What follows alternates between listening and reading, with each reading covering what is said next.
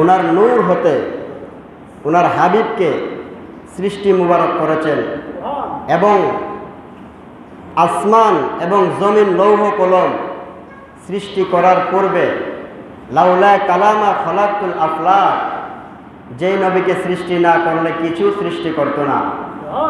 আল্লাহ পাক রব্বুল আলামিন কলম বানানোর আগে, লৌহ বানানোর আগে, আরশ বানানোর আগে আমার নবীর নূর সৃষ্টি করে জোরে কন্যা সুবহানাল্লাহ।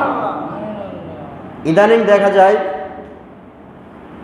ইউটিউবে, ফেসবুকে লেখালেখি করে বক্তব্য দেয় আমার নবী নাকি নবী ছিল না, জোরে কন্যা নাউযুবিল্লাহ।